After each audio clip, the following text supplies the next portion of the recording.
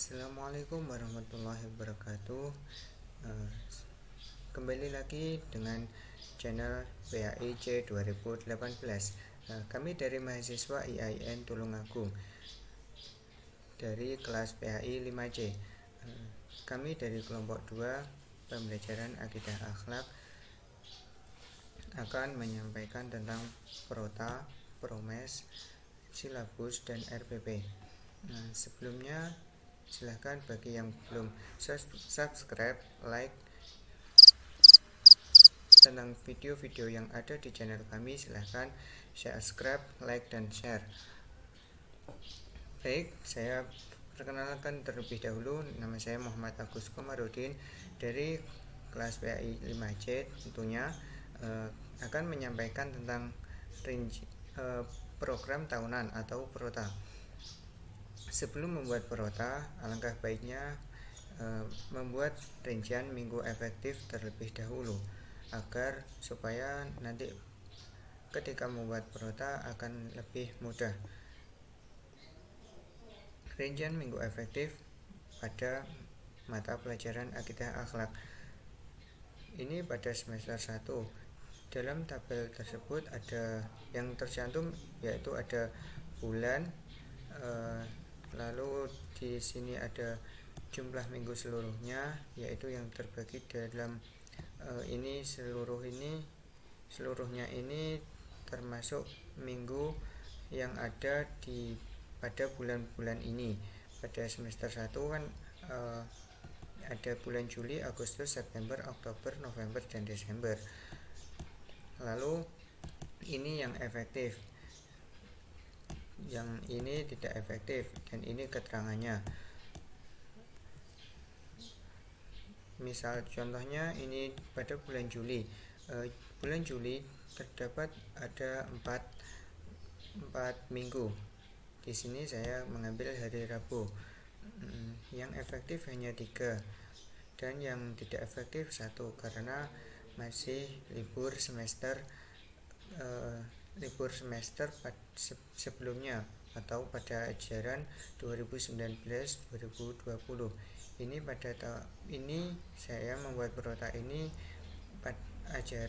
untuk ajaran 2020-2021. Yang selanjutnya ini, lalu kalau sudah terisi semua ini dijumlah dan 26 ini totalnya, ini jumlah minggu pada semester 1, dan ini yang efektif hanya 18, yang tidak efektif 8. Selanjutnya untuk efektif jam belajar, rumusnya minggu efektif dikali jumlah jam pelajaran per minggu. Yang efektif ini 18 dikali 2 itu pada tiap minggu itu mata pelajaran akidah akhlak itu hanya terdapat 2 jam pelajaran. Jadi hasilnya 36 jam pelajaran. Yang ini semester 2 sama kayak semester 1 yang di atas tadi. Lalu program tahunan. Ini satuan pendidikan adalah Madrasah Aliyah, mata pelajaran akidah akhlak kelas 12, tahun pelajaran 2020-2021.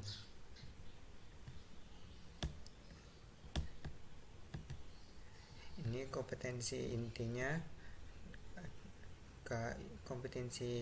kompetensi inti 1 sampai 4 bisa dibaca sendiri. Lalu di sini ini di dalamnya program tahunan tadi. Pada semester 1 yang materinya nilai-nilai, kandungan makna, pengertian, macam-macam hikmah, bacaan, dan 7 al-asma al-husna, yaitu al-Ghaffar, al-Razzaq, al-Malik, al-Hasib, al-Hadi, al-Khaliq, dan al-Hakim. Kompetensi dasarnya meyakini sifat-sifat Allah yang terkandung dalam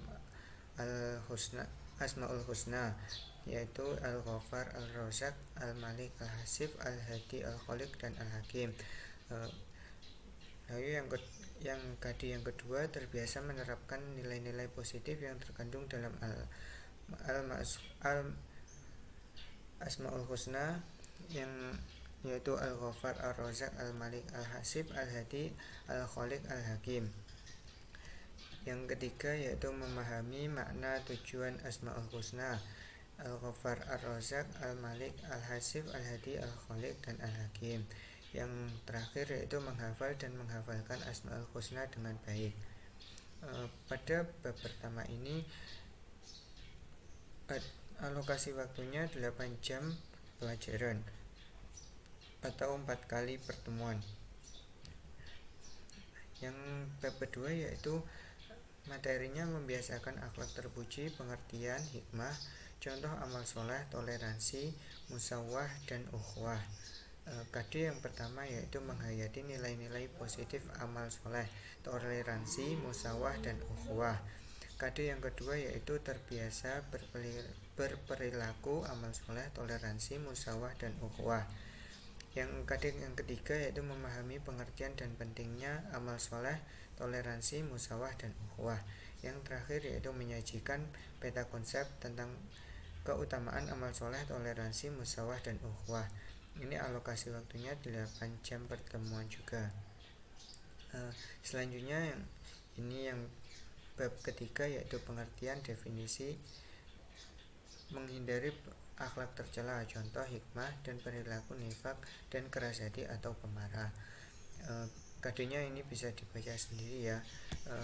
Lalu alokasi waktunya 6 jam pelajaran.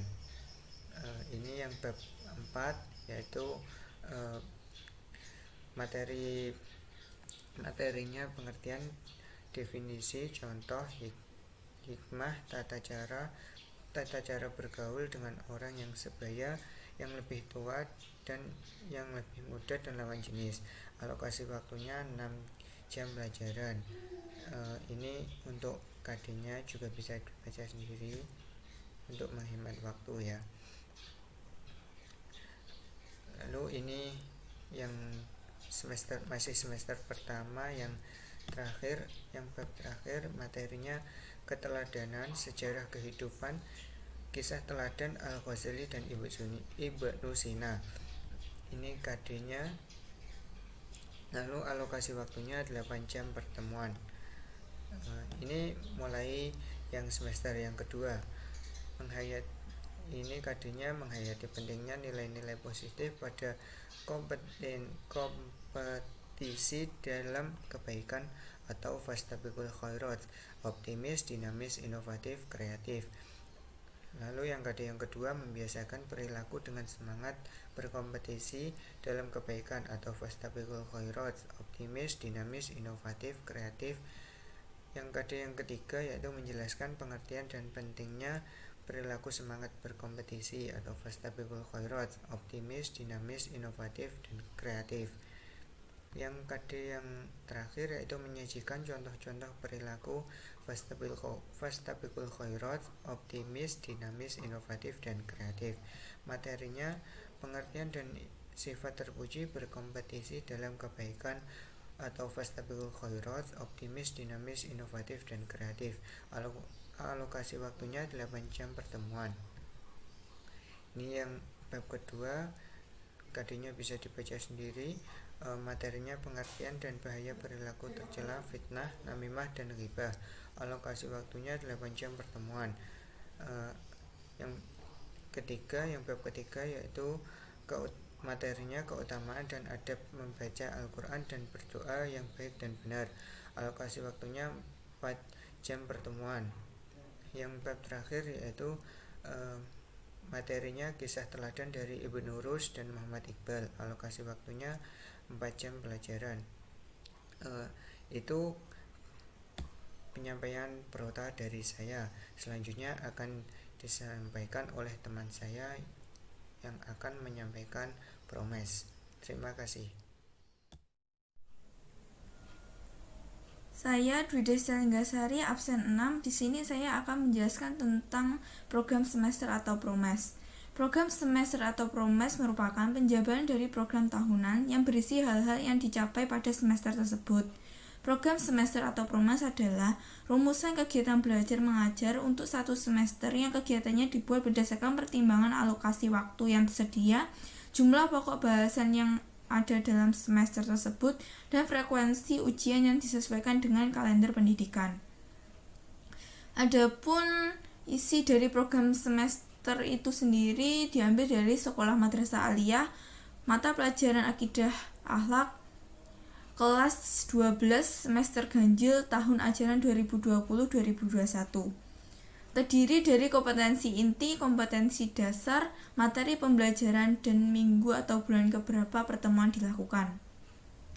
Kompetensi inti terdiri dari yang pertama menghayati dan mengamalkan ajaran agama yang dianutnya. Yang kedua yaitu menghayati dan mengamalkan perilaku jujur, disiplin, tanggung jawab, peduli, gotong royong, kerjasama, toleran, damai, santun, responsif, dan proaktif, dan menunjukkan sikap sebagai bagian dari solusi atas berbagai permasalahan dalam berinteraksi secara efektif dengan lingkungan sosial dan alam, serta dalam menempatkan diri sebagai cerminan bangsa dan pergaulan dunia. Yang ketiga yaitu memahami, menerapkan, menganalisis pengetahuan faktual, konseptual, prosedural berdasarkan rasa ingin tahunya tentang ilmu pengetahuan, teknologi, seni budaya, dan humaniora dengan wawasan kemanusiaan, kebangsaan, kenegaraan, dan peradaban terkait penyebab, fenomena, dan kejadian, serta menerapkan pengetahuan prosedural pada bidang kajian yang spesifik sesuai dengan bakat dan minatnya untuk memecahkan masalah. Yang keempat yaitu mengolah, menalar, dan menyaji dalam ranah konkret dan ranah abstrak terkait dengan pengembangan dari yang dipelajarinya di sekolah secara mandiri dan mampu menggunakan metode sesuai dengan kaidah keilmuan. Adapun kompetensi dasar terdiri dari 4, yaitu yang pertama sifat-sifat Allah yang terkandung dalam Al-Asma Al-Husna dari Al-Ghafar, Al-Razzaq, Al-Malik, Al-Hasib, Al-Hadi, Al-Khaliq, dan Al-Hakim. Materi pembelajarannya yaitu tentang nilai-nilai kandungan, makna, pengertian, macam-macam hikmah dalam 7 bacaan Al-Asma Al-Husna. Minggu atau bulan yang dilakukan untuk pertemuan yaitu Juli, Agustus, September, Oktober, November, Desember. Yang kedua yaitu kompetensi dasar tentang nilai-nilai positif, amal soleh, toleransi, musawah, dan ukhuwah. Materi pembelajarannya yaitu tentang membiasakan akhlak terpuji, pengertian, hikmah, dan contoh amal soleh, toleransi, musawah, dan ukhuwah. Bulan atau minggu yang dilakukan dalam pertemuannya yaitu pada Juli, Agustus, September, Oktober, November, Desember. Yang ketiga yaitu kompetensi dasar dari dampak negatif dari perilaku nifak dan keras hati atau pemarah. Materi pembelajaran yang digunakan yaitu pengertian, definisi, menghindari akhlak tercela, contoh hikmah dari perilaku nifak dan keras hati atau pemarah. Bulan atau minggu yang digunakan yaitu pada Juli, Agustus, September, Oktober, November, Desember. Kompetensi dasar yang terakhir atau yang keempat yaitu tentang keutamaan sifat-sifat Al-Ghazali dan Ibnu Sina. Materi pembelajaran yang digunakan yaitu keteladanan, sejarah kehidupan dari kisah teladan Al-Ghazali dan Ibnu Sina. Bulan atau minggu yang digunakan yaitu pada Juli, Agustus, September, Oktober, November, Desember. Itu yang dapat saya jelaskan dari program semester. Terima kasih. Saya Dia Istiawati. Di sini saya akan membahas tentang RPP. RPP adalah rencana kegiatan pembelajaran tatap muka untuk satu pertemuan atau lebih. RPP dikembangkan dari silabus untuk mengarahkan kegiatan pembelajaran peserta didik dalam upaya mencapai kompetensi dasar. RPP yang kami ambil dari tingkat Madrasah Aliyah. Mata pelajaran Akidah Akhlak, subtema makna tujuan Asmaul Husna untuk kelas 12 semester 1, alokasi waktu 2 kali 45 menit dalam satu pertemuan. Dalamnya RPP diantaranya ada kompetensi inti. Di sini ada 4 kompetensi inti dari buku yang kami ambil. Selanjutnya kompetensi dasar. ada 4 kompetensi dasar dari buku yang kami ambil. Selanjutnya ada indikator pencapaian kompetensi, kemudian tujuan pembelajaran. Tujuan pembelajaran di sini ada menjelaskan pengertian Asmaul Husna, membandingkan antara satu Asmaul Husna dengan yang lainnya, kemudian menjelaskan contoh perilaku dari Asmaul Husna, yang terakhir menyimpulkan hasil pemahaman. Selanjutnya ada materi ajar. Di sini kami mengambil materi ajar tentang 7 Asmaul Husna, yaitu Al-Ghaffar, Ar-Razzaq, Al-Malik, Al-Hasib, Al-Hadi, Al-Khaliq, dan Al-Hakim. Yang selanjutnya ada metode pembelajaran.